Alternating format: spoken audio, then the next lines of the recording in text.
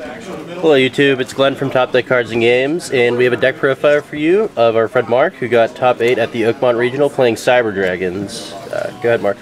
Alright, I'm probably going to explain my deck and why I made the choices, and then I'm going to explain my matchups I had for the day, because everyone keeps asking questions, especially about my choices.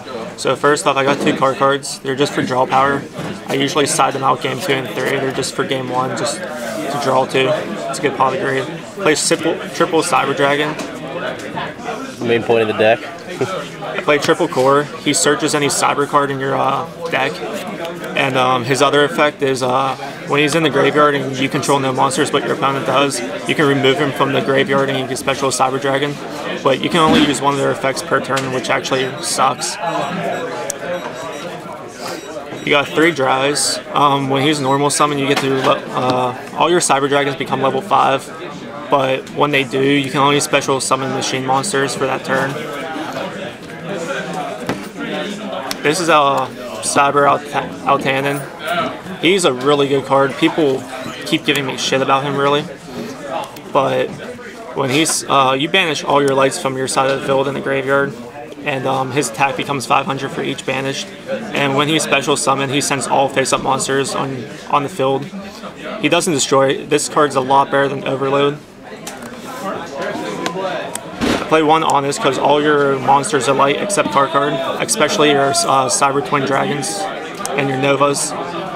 Play 2 Machine Duplications because you play this on core. I only have 3 targets. I was testing 3 just for the consistency of drawing it and getting the first turn core and Machine Dupe.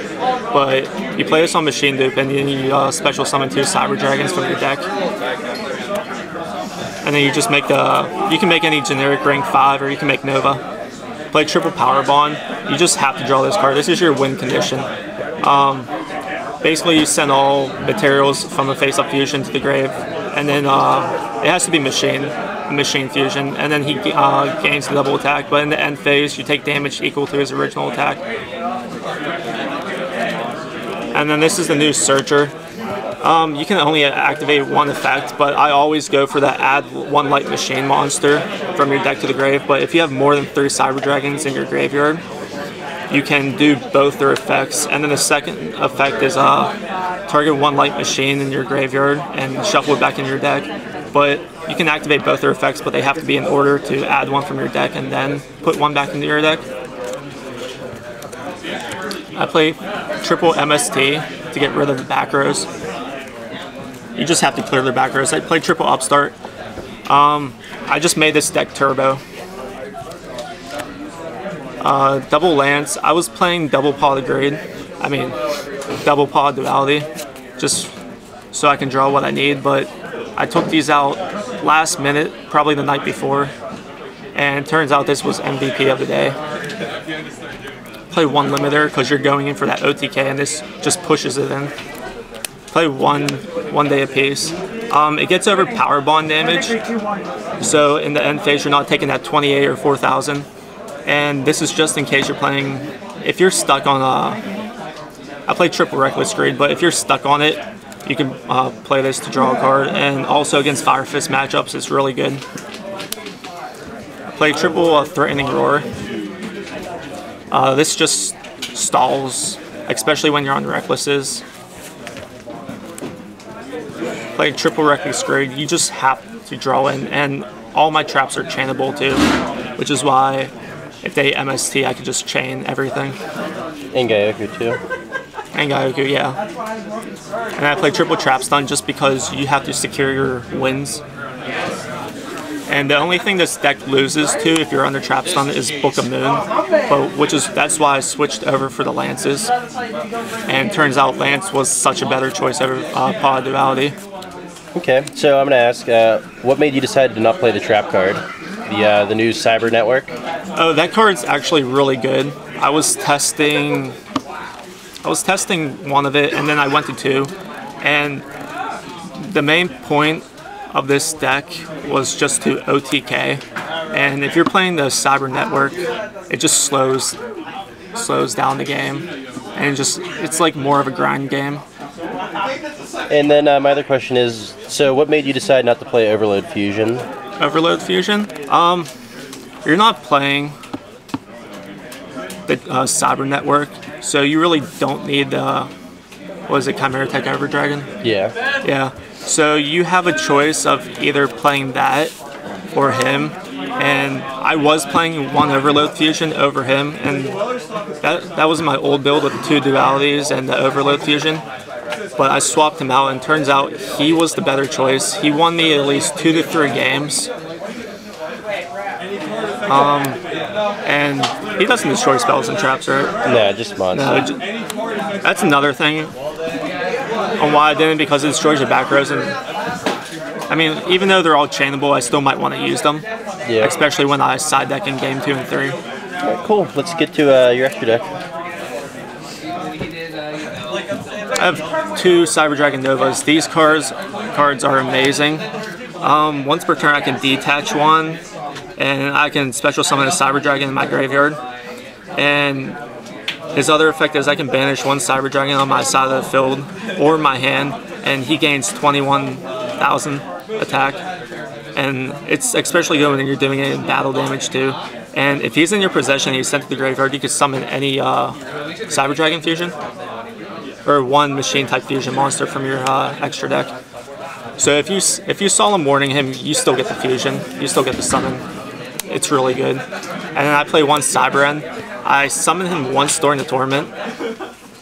He just, on Power Bond, he's just an AK beater, and he has piercing. Played 2 Cyber Twin Dragons. Under Power Bond, he's 56, and his effect is he can attack twice. And he just won me games all day. I mean, I would not play 3 of him. I would not play 1 of him. Anytime I played one, I ended up playing the other one too, if I didn't win on the turn I summoned. I played triple Chimera Tech. The reason I played triple is because of the Gargia matchup too, because it's all machines. I also side DNA Surgery too for any matchup that's actually harder for me, so I can just keep Chimera Teching, which was the better choice, because when I played against Gargias at the regionals, I actually did play all 3 of these, and they were my win conditions basically. Play 1 Zenmayo. He's a machine rank 5, so he works with dry, and he just pops 2 set cards. This card's really good. It won me game 2 of a match. Play 1 Terrace just because he's a rank 5 and he's a good effect. I play 1 Velociraptor, and then obviously 1 Gaia Charger. Play 1 Pleiades just because he's a light and he's a rank 5, so I can just go core machine dupe Cyber Dragon into him. Play 1 Digesto Phoenix. During playtesting, I used to summon him all the time, really, just to get that extra damage in, but I didn't summon him once during the tournament. Play 1 Armor Kappa. People were actually confused on why I play him, but people thought I didn't summon him once, but I actually did summon him once during the tournament because the guy effect valored my core, and then I machine duped into another core, and I machine duped into Cyber Dragon, so I made Pleiades and sat on Armor Kappa. But he actually saved me because of his second effect is you discard 1 card and you don't take battle damage, and your monsters cannot be destroyed by battle that turn. He actually saved me during a gear game matchup. Better than Gotchi? Yeah, better than Gotchi for sure. Okay, let's get to your side deck. Side 2 Maxis, just for like, you got Gargias, you have Mermels, anything that special summons that can OTK you, you just have to stop it, especially Infernities. Play 2 Share Rides. You have a really hard matchup against Prophecy, just because of Fate, and which is why, another reason why I put the Forbidden Lances into the main deck. But you just have a really hard matchup, and you just have to get pluses on them before they get pluses on you. And this is also for Infernities, which I did play an Infernity player, and I did side this against him, but it just got Infernity buried. But yeah, those are 2 matchups you'll side these in against. And it was better than Mistake? Yeah, it's better than Mistake. Like I said, you just have to get those pluses before they get plus on you. I got 2 Smashing Grounds. These are for Harpy's pet, Exceed Pet Dragon. It can't be targeted. I've tested 2 days before, I did a couple matches against my friend playing Harpies, and you just lose to pet dragons on the field. You just lose to it. So these are just for that. It's probably a lot better than Dark Hold too, just because when I was playing, and every time my friend had pet dragon on the field, I had a bigger monster, and I wouldn't want to Dark Hold my own monster. Played 2 horns. I wouldn't play Warning just because your life points are irrelevant, but this is a free solemn warning basically. Against Heretics. Against Heretics too. Play 2 Overworks. You got Fire Fist, you got Harpies, you have anything that plays a field spell, and Gravekeepers too. 2 DNA surgeries. Noble Knights, Prophecy, anything really. And there's only certain times, if I have a real bad matchup, I usually don't side these in and call machines just for Chimera Techs, but if you have a really bad matchup, you put these in for machines. Breakthrough skills. Your deck loses to Thunder King Ryo, Dinah, Ophion. Ophion. What's the Bujin? Kagetsuchi. Yeah, if your opponent has him, he just sits on him, and that's when you just have to use Breakthrough skill on him just to destroy him that round. Because my one opponent, he just stalled on him and he won because of it.